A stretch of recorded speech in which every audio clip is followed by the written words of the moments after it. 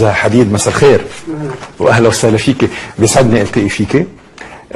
بالحقيقه كانت الحلقه معده ومجهزه باللغه العربيه، لكنك فضلتي الحوار بالانجليزيه. رح ارضخ طبعا لطلبك، وعلى شاشه صغيره رح نشوف الترجمه الفوريه. زها حديد, every time they mention your name, the expression Iraqi born architect is also mentioned. Yeah, it's always How do you bothered explain me. it? It's always bothered me. I mean, I think they don't know whether. No, I think they don't. It's ambiguous whether I'm Iraqi or British. Whether they should say I'm British architect or Iraqi architect. So Iraqi born is safe thing. But what do you consider yourself to be? I'm an Arab. I'm an Iraqi.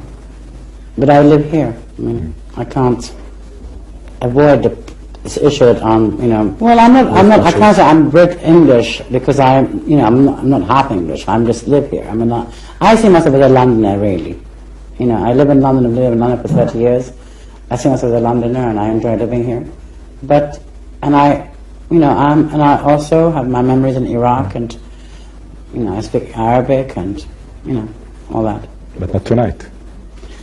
Because I don't know technical terms. I've been asked many times, and I refuse many interviews because they're in Arabic. Not because I can't speak it, but because I don't know the terms, and I, switch between Iraqi and Lebanese, and I sound funny. In Rome, I was mobbed when I was there for my show 6 months ago.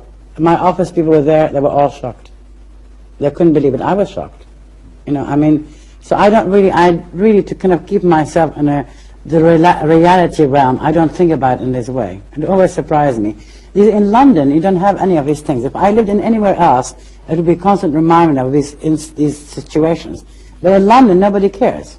It doesn't matter what you are.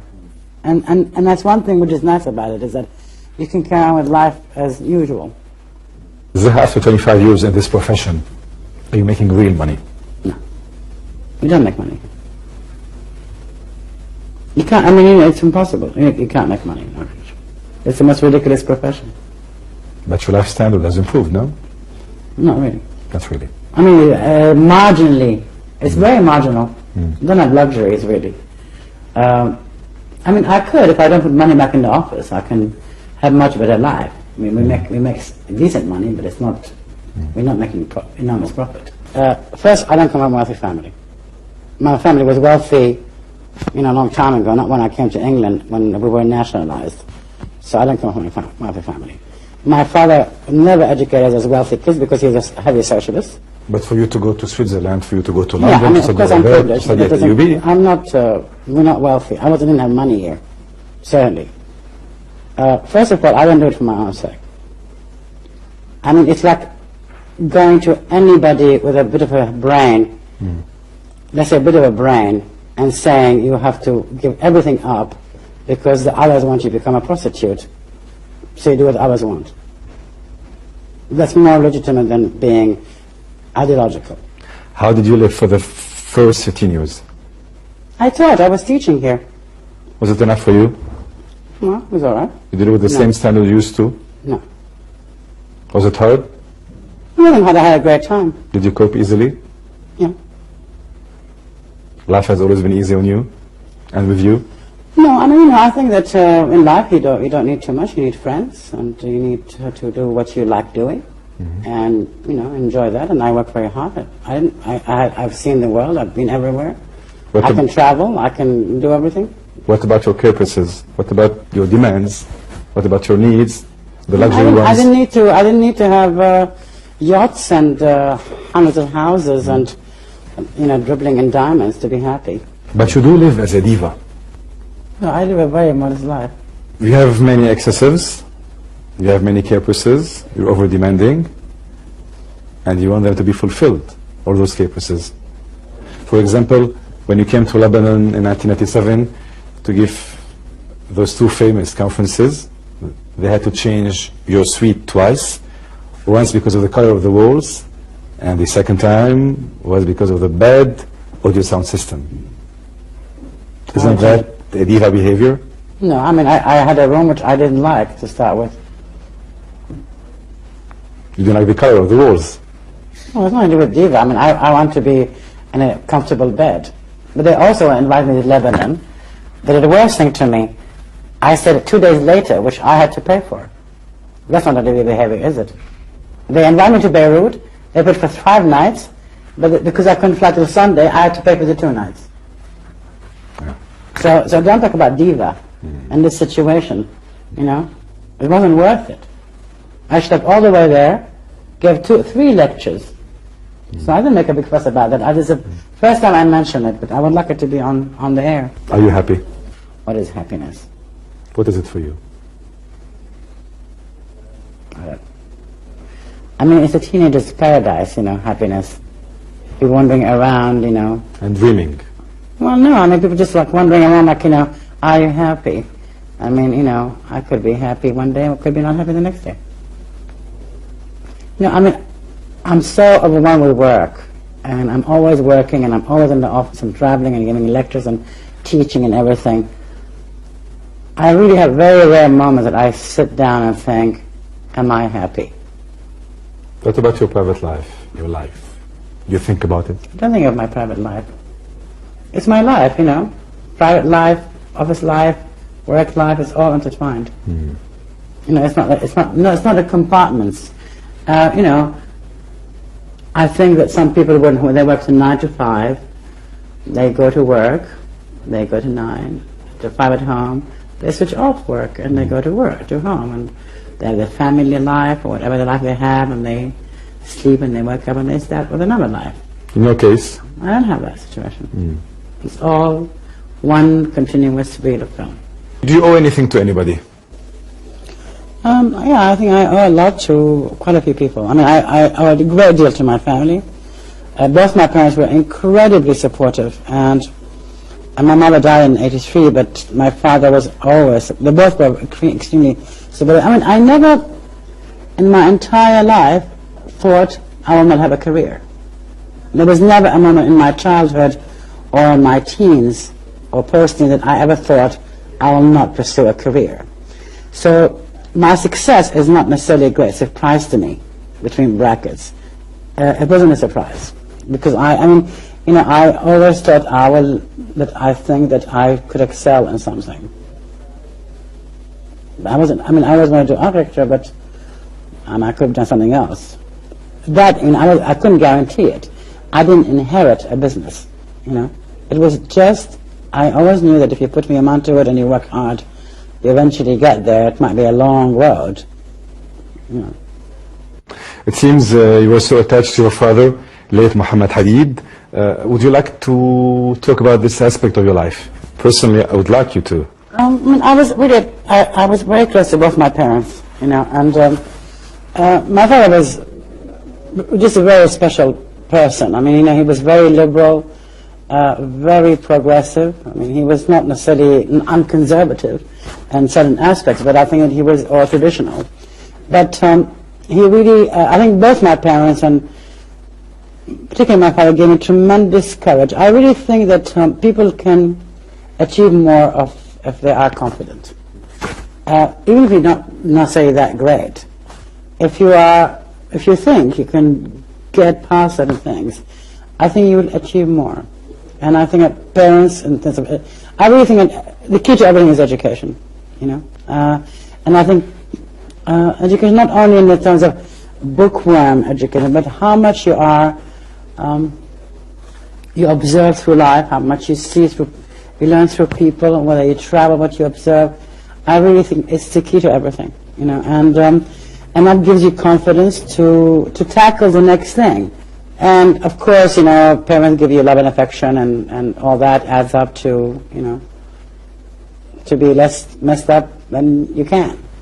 And also, I mean, I think they supported through my education abroad. I you know, wanted to go here, I wanted to go there.